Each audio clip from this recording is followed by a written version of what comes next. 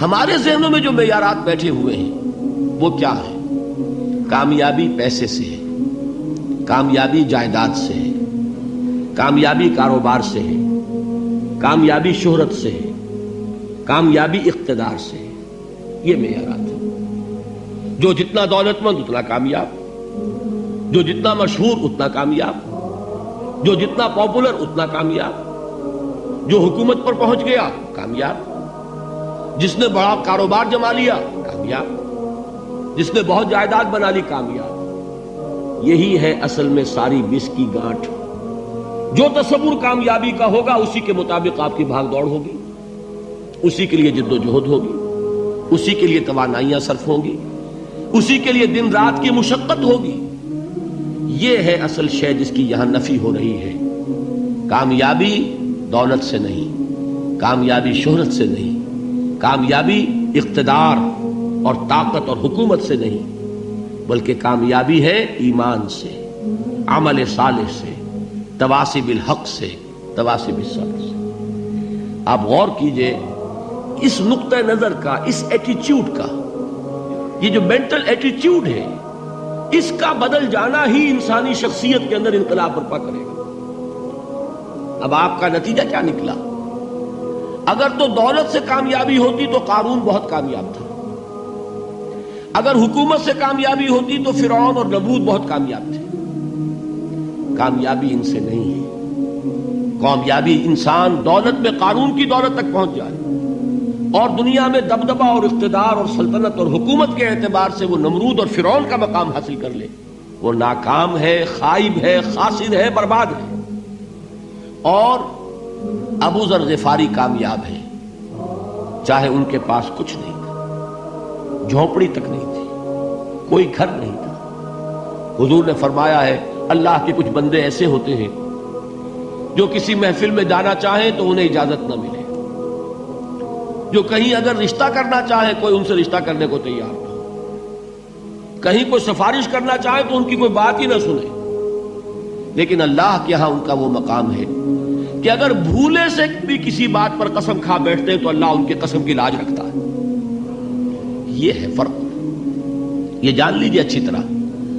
اس بات کا مان لینا آسان، اس پر سبحان اللہ کہنا آسان، لیکن اس کے مطابق آپ کے اپنے ذہن کا بدل جانا بہت مشکل. اس لیے کہ ہم متاثر ہوتے ہیں اپنے ماحول سے. وہ بڑا محل ہے، دیکھ کر ایک دفعہ جھجری آتی ہے، وہ بڑی سی 20 فٹ لمبی کار سناٹے کے ساتھ آپ کے پاس سے گزر گئی. ایک دفعہ اعصاب کے اندر ارتعاش ہوتا ہے، محسوس ہوتا ہے بڑے یہ نصیبے والے لوگ ہیں، بڑے خوش نصیب، بڑے کامیاب.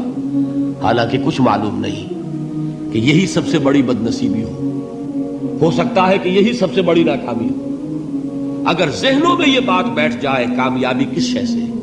یہی وجہ دیکھیے قرآن مجید میں بارہا آپ دیکھیں اولئک ھم المفلحون، یہ ہے لوگ کامیاب ہونے والے. آج یہ آپ نے نماز میں وہ آیات سنی، یا ایھا الذین آمنوا ارکعوا واسجدوا واعبدوا ربکم وافعلوا الخیر لعلکم تفلحون. اے ایمان والو، رکوع کرو، سجدہ کرو، اپنے رب کی پرستش اور بندگی کرو اور اچھے کام کرو تاکہ تم کامیاب ہو جاؤ. تو کامیابی کن چیزوں سے ہے؟ یہ ہے سب سے بڑا سبق. یہ ہمارے دل میں اگر بات بیٹھ جائے، ٹھک جائے، تو زندگی بدل جائے گی. صبح و شام بدل جائیں گے، نقشے بدل جائیں گے، بھاگ دوڑ کا رنگ بدل جائے گا، ویلیو سٹرکچر بدل جائے گا. آج وہ ایک چیز نہایت اہم نظر آ رہی ہے، کل نہایت غیر اہم نظر آئے گی. جیسے کہ حضور کی حدیث ہے، مالی ولی الدنیا، مجھے تمہاری اس دنیا سے کیا سروکار ہے. انما مثلی کراکب استظل تحت شجرۃ ثم راح فترکها، میری مثال تو اس سوار کی سی ہے جو تھوڑی دیر کے لیے ایک درخت کے سائے میں ٹھہرتا ہے سستانے کے لیے، پھر وہ اپنا راستہ لیتا ہے. اسے اس درخت سے مستقل تعلق اس کا نہیں ہے، وہ اس کا گھر نہیں، وہ اس کی منزل نہیں. اسی طرح یہ دنیا میرا گھر نہیں ہے. اب دیکھیے ہم کہتے ہیں انا للہ و انا الیہ راجعون، ہم تو مسافر ہیں، ہم اللہ کے پاس سے آئے، اللہ کی طرف ہمیں لوٹ جانا ہے. کن فی الدنیا کانک غریب و عابر سبیل، حضور فرماتے ہیں دنیا میں ایسے رہو جیسے کہ تم اجنبی ہو یا راہ چلتے مسافر ہو. لیکن یہ طرز عمل کب ہوگا؟ جبکہ یہ آیت ہمارے ذہنوں کے اندر بیٹھ گئی ہو. والعصر ان الانسان لفی خسر الا الذین آمنوا وعملوا الصالحات وتواصوا بالحق وتواصوا بالصبر. یہ ہے اصل بات جو میں نے عرض کیا تھا کہ میں بتاؤں گا صحابہ کیوں ایک دوسرے کو یاد دلاتے تھے. اس لیے کہ دیکھیے جیسے برف باری اگر ہو رہی ہو، آپ باہر نکلیں گے تو برف آپ کے کپڑوں پر جم جاتی ہے نا، تو آپ جھٹکتے ہیں کپڑوں کو تاکہ برف ہٹ جائے. ہمارے ایمان پر اس دنیا میں رہتے ہوئے جب ہم متاثر ہوتے ہیں ماحول سے تو گردہ آ جاتا ہے، برف پڑ جاتی ہے، اس کو جھٹکتے رہنے کی ضرورت ہے.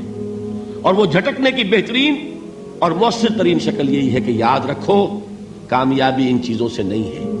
چمک دمک جو ہے دنیا کی، یہ ساری چمک دمک جو تمہیں رجھا رہی ہے، جو تمہیں اپنے اندر گم کیے ہوئے ہے. یہ لفظ گم پر اقبال کا وہ شعر یاد آ گیا کہ کافر کی یہ پہچان کے آفاق میں گم ہے، اور مومن کی یہ پہچان کے گم اس میں ہے آفاق. تم گم نہ ہو کر رہ جاؤ، اس میں مبہوت نہ ہو کر رہ جاؤ، مرعوب نہ ہو کر رہ جاؤ. دنیا ہی کی محبت تمہارے اوپر ڈیرے نہ ڈال دے، تمہارے دلوں کے اوپر مسلط نہ ہو جائے. لہذا تازہ کرتے رہا کرو والعصر ان الانسان لفی خسر الا الذین آمنوا وعملوا الصالحات وتواصوا بالحق وتواصوا بالصبر. پھر یاد کر لو، پھر تازہ کر لو اپنے اس یقین کو کہ کامیابی دولت سے نہیں، کامیابی ثروت سے نہیں، کامیابی اقتدار سے نہیں، کامیابی شہرت سے نہیں، کامیابی جائیداد سے نہیں، کامیابی ہے ایمان سے، کامیابی ہے عمل صالح سے، کامیابی ہے تواصی بالحق سے، کامیابی ہے تواصی بالصبر سے. یہ چار چیزیں ہیں کہ جو کامیابی کے لوازم. آیت الکرسی ایک لمبی آیت، جیسے آیت البر ایک لمبی آیت تھی، اور اس کو حضور نے فرمایا ہے سیدۃ آیات القرآن، پورے قرآن مجید کی آیات کی سردار ہے یہ آیت. اور یہ شرک فی الصفات کے ضمن میں یہ شمشیر قاطع ہے، شمشیر برہان ہے. اللہ لا الہ الا ہو الحی القیوم، یہ وہی ہے. قل هو اللہ احد اللہ الصمد الحی، اللہ زندہ ہے، لیکن اس کی زندگی کو اپنی زندگی پر قیاس نہ کرنا. تمہیں خوراک کی احتیاج ہے، اسے کوئی ضرورت نہیں. ما ارید منہم من رزق وما ارید ان یطعمون، مجھے کوئی احتیاج نہیں کہ مجھے کوئی رزق پہنچائیں، رزق دیں، مجھے کھلائیں، مجھے کوئی ضرورت نہیں. پھر تمہاری حیات نیند، اونگ، تھکان ان تمام کمزوریوں کے ساتھ ہے. وہ الحی ہے، اپنی ذات میں خود زندہ ہے، حیات اس کی ذاتی ہے، کسی اور نے عطا نہیں کی ہے. ہماری تو مستعار ہے، عمر دراز مانگ کے لائے تھے 4 دن، 2 آرزو میں کٹ گئے، 2 انتظار میں. اور القیوم بقیہ پوری کائنات کے لیے وہی ہے، اس کو تھامے ہوئے ہے. لا تاخذہ سنۃ ولا نوم، الحی، حیات کامل، کہ اس کو نہ نیند آتی ہے نہ اونگ آتی ہے. لہو ما فی السماوات و ما فی الارض، آسمان اور زمین میں جو کچھ ہے اسی کی ملکیت ہے. تم کسٹوڈینز ہو، تم امین ہو. ای امانت چند روزہ نزد ماست، در حقیقت مالک شے ہر شے خداست. یہاں تک کہ یہ میرا جسم بھی میرے پاس امانت ہے. میں کون ہوں؟ میری خودی، میری انا، میری روح جو پوزیس کرتی ہے اس بدن کو. لیکن یہ پوزیشن ملکیت کا نہیں ہے، امانت کا ہے. یہ امانت، یہ ہاتھ بھی امانت ہے، میری زبان بھی امانت ہے، میری آنکھیں بھی امانت ہے.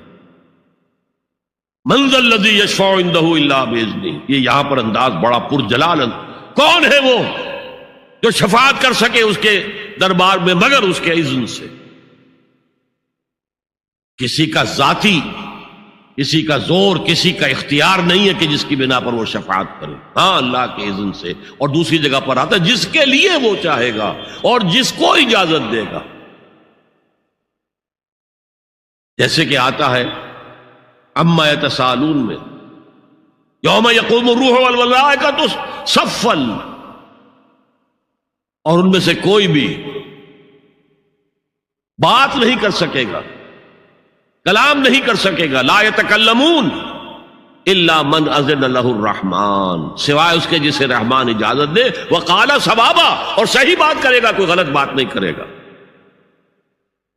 یعلم ما بین ایدیہم وما خلفہم ولا یحیطون بشیء من علمہ الا بما شاء، وہ تو جانتا ہے جو کچھ بھی ان کے سامنے ہے اور ان کے پیچھے ہے، اور یہ کوئی احاطہ نہیں کر سکتا مخلوقات میں سے، اس کے علم میں سے کسی کا بھی، سوائے اس کے جو وہ خود چاہے.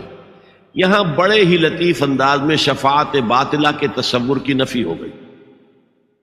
دیکھیے، آپ کہیں جا کر کسی مجسٹریٹ سے سفارش کرتے ہیں تو کیا کہتے ہیں؟ اجی یہ فائل کے اوپر جو کچھ ہے آپ اس پر نہ جائیے، یہ گواہیاں وغیرہ جھوٹی ہو گئی ہیں، میں آپ کو بتاتا ہوں اصل بات کیا ہے.